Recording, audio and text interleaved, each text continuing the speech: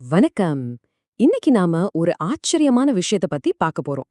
கோயில்ல நாம பார்க்கிற கற்சிலைகளுக்குள்ள ஒரு பெரிய ரகசிய மொழியே ஒளிஞ்சிருக்க முடியும்னு சொன்னா நம்புவீங்களா?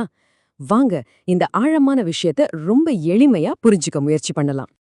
நம்ம எல்லார் மனசுலயும் இந்த கேள்வி இருக்கும். இந்த கோயில் சிலைகள்லாம் சும்மா கும்பிடுறதுக்கு மட்டும்தானா? இல்ல அதுக்குள்ள ஏதாவது பெரிய ரகசியம், ஒரு கைட் புக் மாதிரி ஒளிஞ்சிருக்கா?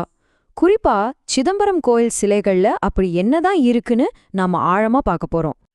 இந்த சிலைகளோட ரகசியத்தை தெரிஞ்சுக்கிறதுக்கு நாம முதல்ல யோக விஞ்ஞானத்தோட மாஸ்டர்ஸான சித்தர்களோட உலகத்துக்குள்ள போகணும். அவங்க ஒரு சீக்ரெட் கோட் லாங்குவேஜ் பயன்படுத்தினாங்க. இந்த முழு ரகசியத்துக்கும் திறவுகோல் ஒரே ஒரு வார்த்தை தான். அதுதான் கால். இதுல என்ன புத்திசாலித்தனம்னா, கால்ங்கிற வார்த்தைக்கு ரெண்டு அர்த்தம் இருக்கு.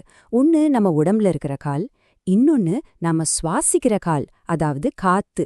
இந்த ஒரு வார்த்தைய வச்சுதான் யோகத்தோட பெரிய உண்மைகளையே சிலை வடிவத்துல கோட் பண்ணி வச்சிருக்காங்க. இந்த கோட் லாங்குவேஜ் நம்ம மூச்சு காத்துலயும் தொடருது.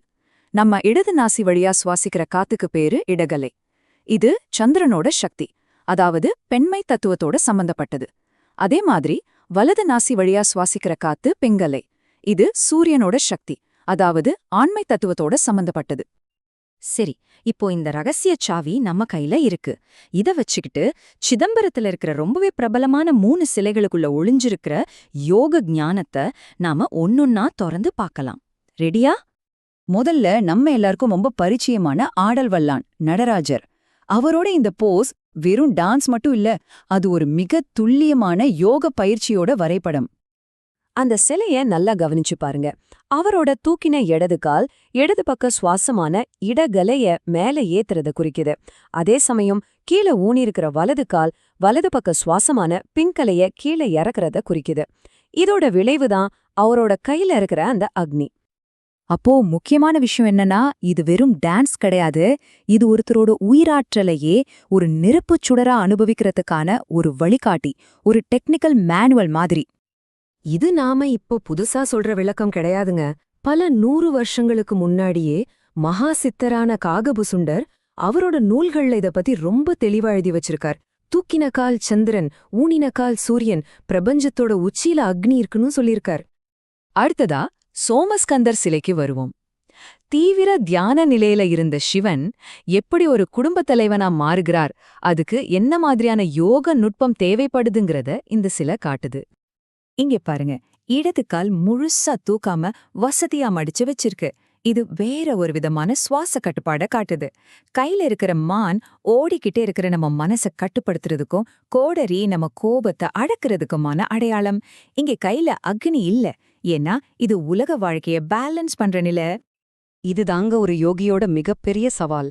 வெளியில குடும்பம் வேலைன்னு ஒரு வாழ்க்கைய வாழ்ந்துகிட்டே உள்ளுக்குள்ள ஒரு ரகசியமான ஆன்மீக வாழ்க்கையையும் சமநிலையில கொண்டு போறது ரொம்பவே ஆச்சரியமான விஷயம் இல்லையா? இது ஏதோ தத்துவம் மட்டும் இல்ல. இந்த விளக்கத்துக்கு ஆதாரமா இருக்கிற நூலோட ஆசிரியர் அவரோட சொந்த அனுபவத்தையே பகிர்ந்துக்கிறார். அவர் தீவிரமா தியானம் பண்ண ஆரம்பிச்சப்போ அவங்க மனைவி ரொம்ப குழம்பி போய் பயந்துட்டாங்களாம், இவர் சாமியாரா போயிடுவாரோன்னு.